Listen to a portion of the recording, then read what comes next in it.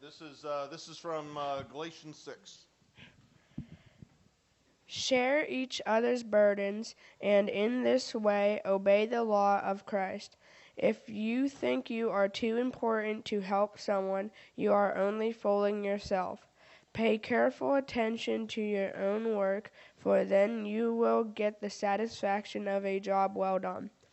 And you won't need to compare yourself to anyone else. For we are each responsible for our own duties. So let's not get tired of doing what is good. At just the right time, we will reap and harvest of blessing if we don't give up. Therefore, whenever we have the opportunity, we should do good to everyone. We're beginning a new series today called Boundaries. This is we need to start off with a little bit of definition here. So let's see here. Kate, here, would you come up here? Are we the same or are we different? I thought we were the same. What do you mean we're different? I know why. Okay, thanks. Preston, it's the uniform. Are we the same or are we different? What? We both got the same uniform on. I mean, we're spitting images of each other here, right? Well, how are we different?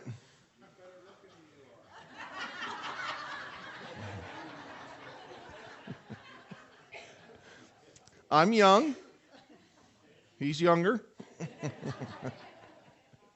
He's shorter. He's younger. I'm a little well-rounded.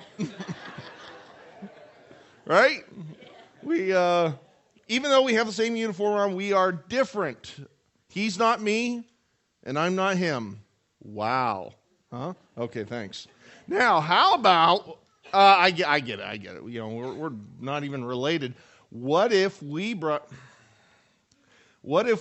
in twins, identical twins, wearing the same thing? Are they the same or are they different? What? They look exactly the same. Their DNA is even the same. Come on, they're the same, aren't? The Cub Scouts said, no, they're different. Attitude. Yeah. I'm just saying. Yeah, they're different. So you can be identical down to the DNA, and yet you're different. You're unique. And so guess what? I am not you, and you are not me. You are glad you rolled out of the bed for that one, huh? How about that? Okay, that's it, folks. That's all I got for you today. Brilliant. But this understanding of that kind of no-duh idea is something that we're working out for the rest of our life. Of going, I am unique. I am different from you. I am separate from you. I'm connected, you know. We might be in the same family. We might be in the same organization. We might be in the same church. But so we have some similarities, but we're unique and different to ourselves. We are not one another. And so kind of what falls out from that is that I have different responsibilities. I have different feelings. I have different ideas than you, even if we share some of those similarities. We're different. Okay, let's think about it in a different way. Let's go to property lines, all right? So I have a nice yard out back, and I have two neighbors, nice big walls. What do those walls mean? Come on, boys, you got this. Stay out. This is mine. That is yours. It's very clear. There's no confusion about it at all. That's everything that wall, that fence means. Now, I have two other neighbors that don't have any fences, any walls, and I'm telling you, I could take you right up to it. The grass looks exactly the same there as it does there, but That's mine, and that's his. Why? Why? What's in between that? A boundary. Bound? Oh, man. Woo! These guys are sharp. They're right on it, like a tack. Yeah, there's a boundary. You can't see it. There's no fence there. And yet, what does that boundary mean? Can I take my lawnmower over there and just kind of do whatever I want? How about my rototiller? I wanted to do a really nice garden in my neighbor's yard. What's going to happen? What are you doing? What are you tearing up my yard for? You can't do that. That's mine. That's not yours. It's my responsibility.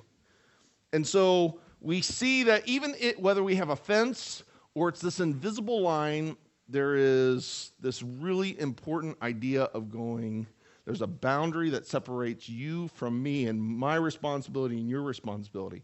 Now, those are easy to see. But what I want to tell you as we begin this series is that boundaries really permeate all of our life. In our relationships, in our work habits, everything that we do, boundaries is really kind of present there, even if it's in one sense invisible. So it's kind of like the Matrix. You guys know Matrix? Please tell me, because I don't want to be that old. You know the Matrix? All right, I like you. We're the same. No. The Matrix, right? So you have this kind of world construct. Everybody's kind of going around. Yeah, this is just kind of the real thing until Neo comes along and is able to kind of see behind the construct, and he sees all the code, right? And that gives him this insight and power. Well, in very much a real way, boundaries is that code that we live by. It's mostly invisible. We don't even think about it. We just kind of interact with one another, but we have these boundaries between one another of going, this is mine, this is yours. And that code is going all the time, and it permeates everything. Now, what happens is, and so what boundaries do is really define those responsibilities and say, what's the difference? Now, what happens is, and we see this, okay? So, like, I have a uniform on, right? A Cub Master uniform. And so there are certain things that are mine. If I kind of burst into the room and said, I'm going to take over the den leader's role and push them around, they'd go, get out. This is mine. I need to do the stuff that I'm supposed to be doing. It kind of guides. Now, I wouldn't do that. I don't even think about it. I just know this is my role. This is where I'm going to be at. What happens is we get into trouble when our boundaries aren't so good. And oftentimes we usually tend to the side of having kind of mushy boundaries where we kind of mix them in and we start to go, your stuff is also my stuff. Now, how this plays out for particularly you guys is, I'm sure this doesn't happen too often. You know, somebody comes to you and goes, Ted is out, right? He's a goober. I like to use really updated language like that. Hips. You guys use goober? It's a great word. You should bring it back. Ted's a goober. He's out. I can't stand him, and you're not going to stand for him either. Do you see what's going on? You guys know what's going on. You've seen this of going, because I have a problem with somebody, you need to have a problem with somebody. Now, do you have a problem with Ted? No, he's not a goober, is he at all? He's my stuff. And so, appropriately, healthy, you would go, hey, dude, that's your problem. You go deal with it. I'm not going to hate Ted. Now, what will be surprising to you is that this never happens in the adult world at all, right? We never take sides. All the time, we quickly divide up and we go, one person has the issue, and suddenly it's owned by a whole bunch of other people, and the other side starts owning. That's a boundary issue. We suddenly have taken the feelings of one person and said, well, that's got to be my feelings, when it doesn't at all. And it creates a lot of chaos into our lives when we have those mushy boundaries. Or when we go and do things. I'm sure you've never been in a situation where somebody came to you and went, oh, please, please, please, you've got to do this. You've got to rescue me. My life is going to be over. You have got to drive 500 miles to go get my puppy that ran away. You know, I don't know what. They are making their problem your problem, right? Now, it's different than just asking for help. This is putting you in a place of going, my life is completely at risk. I'm bringing all of my stress and giving it to you and making you commit to it. And if you don't have good boundaries, you suddenly kind of get sucked in, right? We can see this at work. The boss's emergency suddenly becomes your emergency, and things just kind of continue to stack up.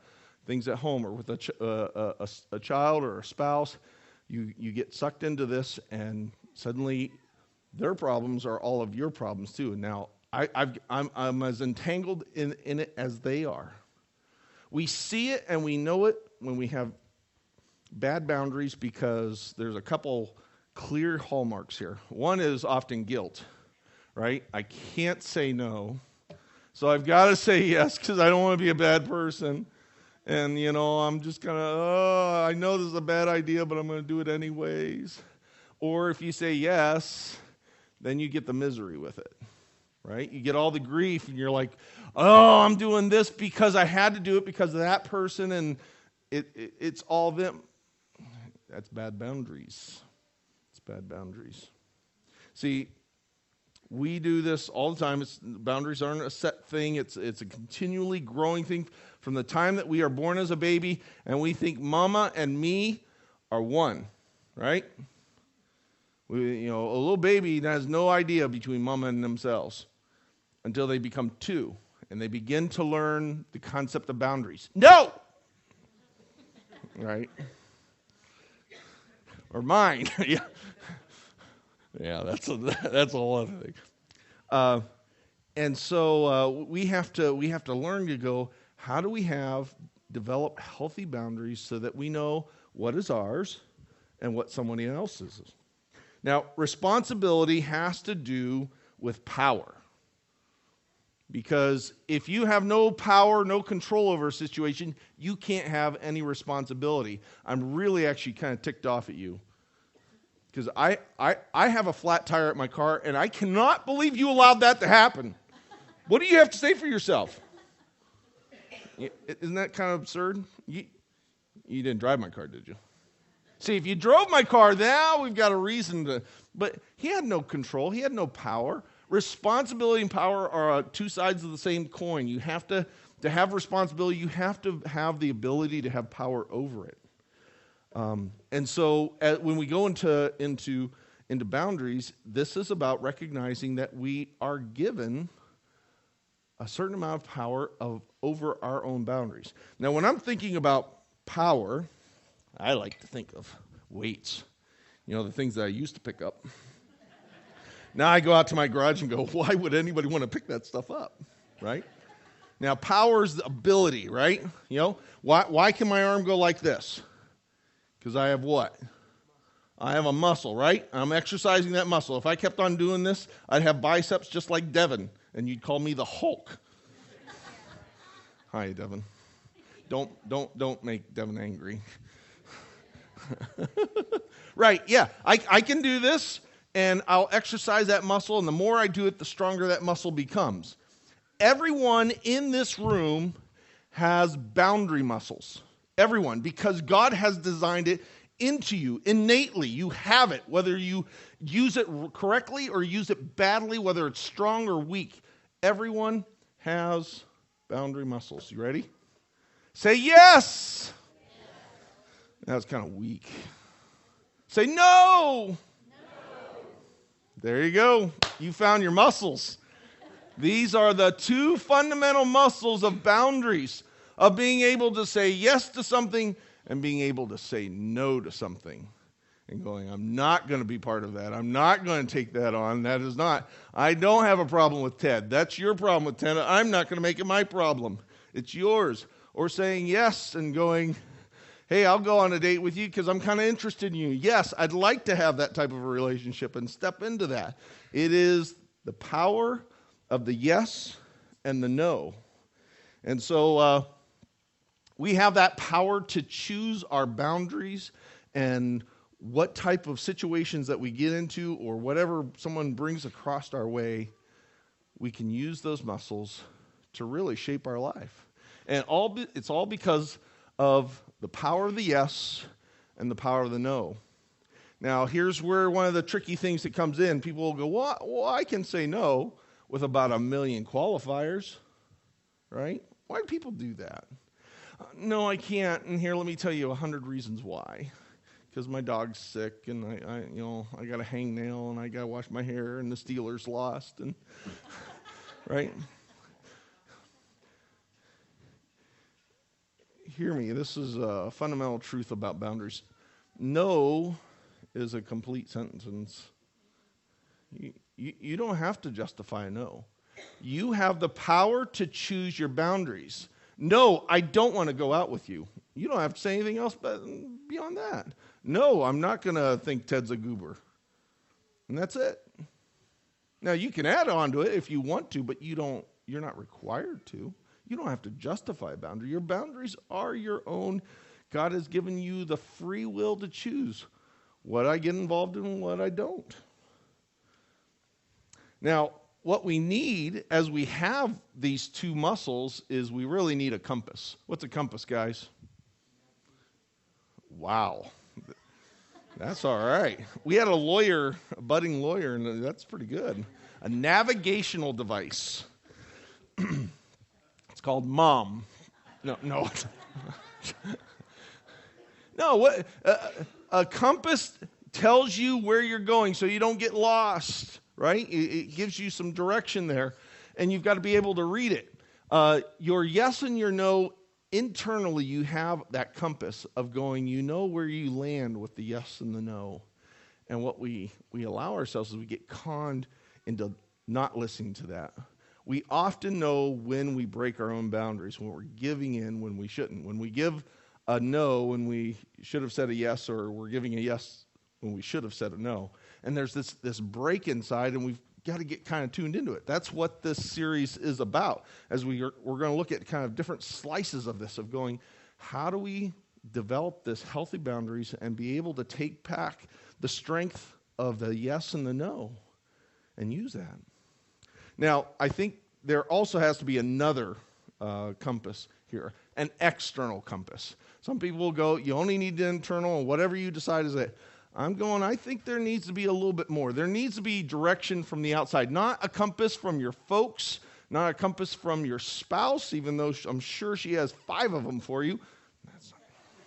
But a compass from one who knows the truth, and that's God himself. I mean, that's why we gather here. That's why we have Scout Sunday. That's why the last law of the Scout the last law of the Scout law is reverence, right? And did you hear the quote by Baden-Powell? He said, religion is not a part of scouting, it is the whole basis of it. To be a scout is to, in part, admit of going, there's something greater. It isn't all self-determination. It isn't all up to me. I need to be responsible for myself. I need to understand the power that has been given me, but I'm also looking for a direction, a compass, a true guide to the true north from outside myself. So whether you go to this church or another church, it's good. You have to be able to tap into it. The people that are in danger, they're going, I can make this all up myself. I can make it up as I go. You can't. At least I don't believe you can. That you need to have God giving you guidance as you go along. Now, as we develop boundaries, it's kind of like getting into shape.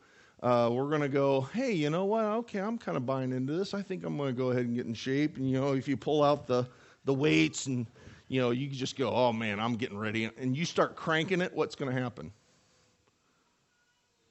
This is a time for you to speak up. What's going to happen? You've never lifted weights, except for Xbox, or whatever it is. Right? Devin, what happens if you just get in there and crank it? What? You build muscles, but what do you get first? Oh, man. Yeah, you get sore. I've done that dummy thing before when I was younger, and I went, oh, I'm in good shape, and I start lifting again, and then you're walking around like this for like 3 days because you're not used to it. Or if you go, I'm going to get into running, your buddy comes to you, yeah, I think I'm going to start off a marathon. 26.3 miles. You know what you say to him? What hospital room will you be at? I'll be sure to visit you. Your legs are going to fall off. You can't go at that speed. You've got to work into this gradually. And as we go through this series and we start to look at it, you might kind of get excited and say, oh, getting healthy boundaries and determining my limits and what I'm really responsible for and what I can say no to, this is going to be good and it's going to bring harmony into your life. But I want to warn you, it's also going to bring some initial pain. Healthy boundaries do create a bit of conflict, especially at the beginning stage of it. As you exercise it more, then you're functioning and you're not as quite susceptible to that. But it's going to be tough up front. I remember one of the first times that I set a boundary, a healthy boundary, besides 2 years old and going, no, right?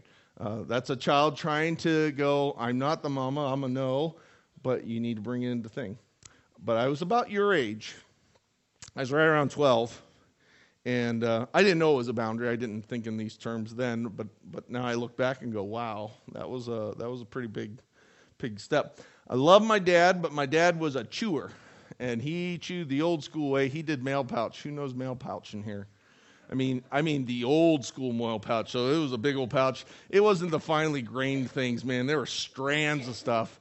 Now, I tried my first thing of going, my dad and me are the same, so we snuck it outside. My mouth burned for like 5 hours, and I made my first boundary. I'm not dad, and I'm never going to do that again, right? I had my first solid no. Never again. Got cured of that. But when we moved into town, he would ask me to go down to the store and buy him his mail pouch. Now, when I was younger, it was just kind of, I'm supposed to honor my mom and dad, and I should do it as they say, and I would go and do this. But as I was growing older and I started to kind of go, what are my values and what am I doing? What do I think is right and wrong? I began to have this sense of uneasiness about it. Just going, I don't like this. I don't want to be buying this. I don't want to be involved in this at all. But I'm not going to tell my dad no. My goodness. But it came to a breaking point. I was around 12, and I finally went, I'm going to tell my dad. He'd come to me and said, Dad, Noel, I want you to go down and get me some. My knees are shaking. And, Dad, I don't want to do this anymore. I don't like it. You can chew if you want to. I just don't want to be the one to buy it anymore. I don't think it's right. And I was setting a boundary. It was terrifying for me at 12 years old to feel like I was defying my father. But my dad loved me. And you know what he said? He said, okay. He recognized the boundary. He never asked me again. Never even hinted at it. He kept on chewing. That was his choice. That was what his responsibility was for him. But he honored me going, this is as far as I'm going to go. I'm not going to do this anymore. So healthy boundaries can take you to places where, you get a little bit of knee knocking, but when you come out on the other side, you're at a healthy place. So that's a little bit of what's ahead. Now, when we think about the power of the yes and no, one of the questions that comes up was, well, when do I say yes? And when do I say no? How do I figure this out? There is a kind of an ongoing figuring out throughout all of life, because boundaries is never really settled. It's always being attacked. It's always being pressured, but we want to get fit and strong. Scripture is going to help us out here. Let's look at this real quick. This is what we read, Galatians 6. Very interesting. It says, share each other's burdens. Oh, wait a minute. You're not supposed to have boundaries. You're supposed to share each other's. How dare you tell me no? Come on. We're all in this together, and whatever I asked, you've got to say yes to. Share each other's burden. But then just a few verses later, it says, but each should carry their own load. Is this a contradiction? Is Paul slipped on a banana? What's going on here? The truth is in the words. He uses very different words to describe these two things. So that second word, Each should carry their own load is this idea of what an individual can carry, an individual responsibility. So think of like a backpack or a knapsack here, like, okay, I should be able to handle this. There are certain responsibilities that I just hold that I need to live up to. This is what we talk about with the Scout Oath, right? On my honor, I will do my best to do my duty. You have a duty to God, to your country, to your community. This is what you need to carry. This is what you need to do. It's fulfilling that as you are growing into men. We each have what we need to carry. I can't go, oh, this is way too hard. Will you carry me? Could you carry me too? My feet are sore. You know? No. Everyone needs to carry their own stuff. Right?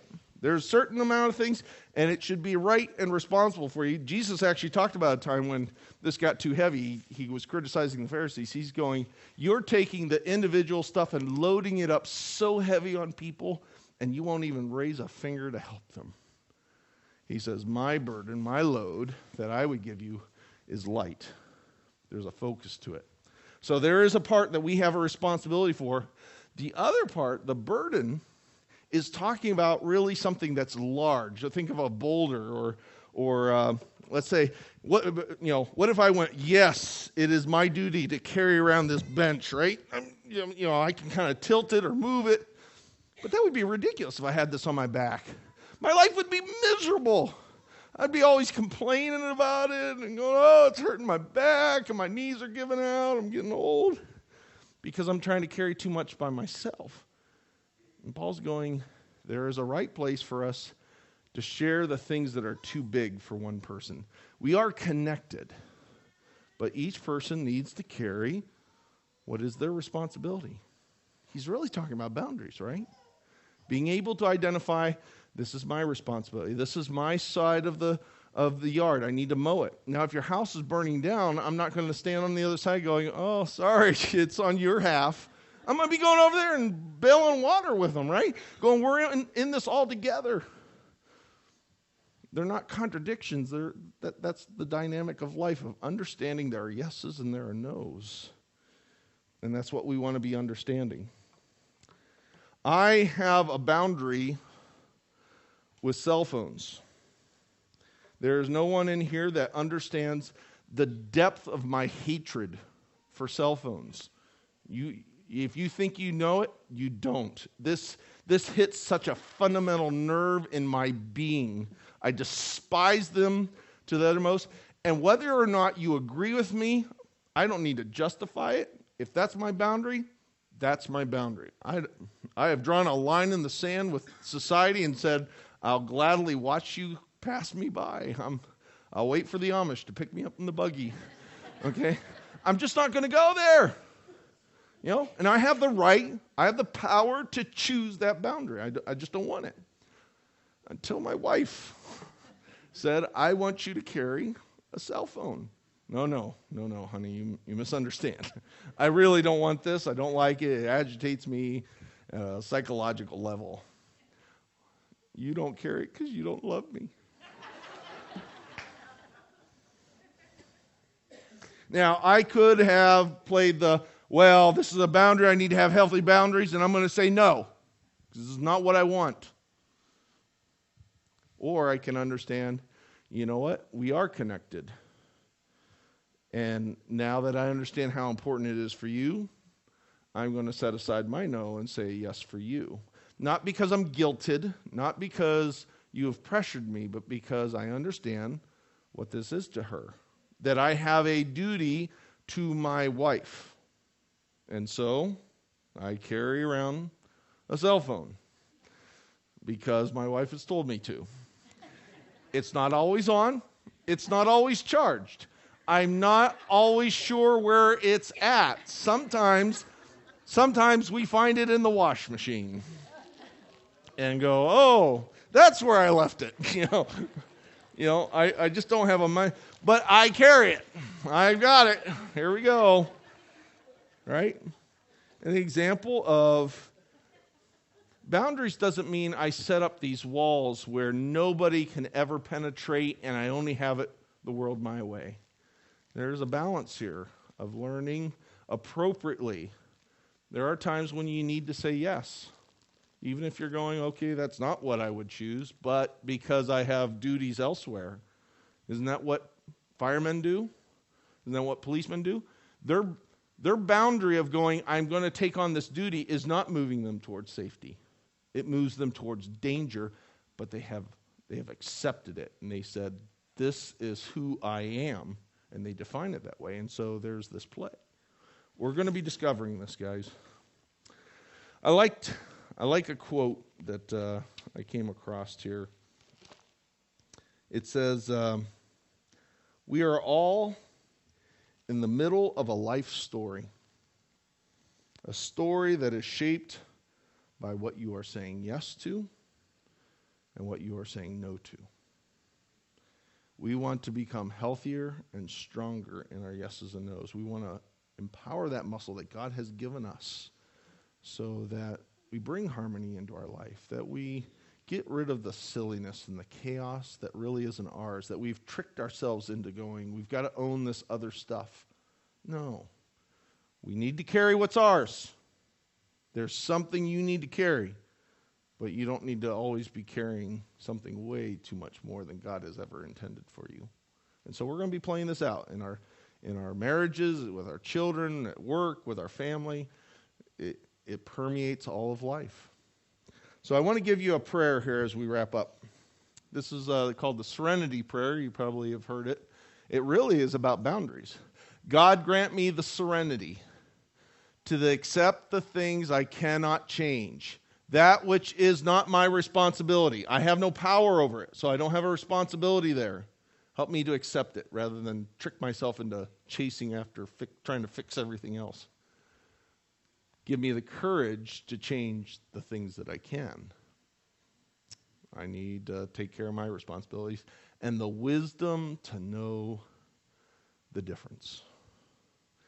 That's this series really in a nutshell, folks, is being able to go, this is mine, this is not mine. And having the wisdom to be able to separate those. Are you willing to go on that journey? We're going to be working this out. So I encourage you on the back of your connection card, I give you some next steps. If you're going to go, you know what? Yeah, I want to take this on. Maybe there's some steps you want to do this week. Maybe it's just, I'm gonna be part of a group so we can go at a deeper level. The little bit that I talk about on a Sunday morning is just so small compared to what you can get into in a small group. So I encourage you to do that, or do some reading on your own. So let's go ahead and pray. Band, come on up. Father God, we want to thank you for creating us unique and special, giving us the will and the power to say a yes and a no, to shape our life in pursuit of you, in pursuit of good things. Lord, we get lost, we get mixed up, we get tricked, we get conned into taking on way more than what you ever intended. And we can feel trapped. Lord, give us that wisdom, give us that courage to begin to separate this stuff out in our lives and to take a huge, healthy step towards you, to a better life. Be with us, Father.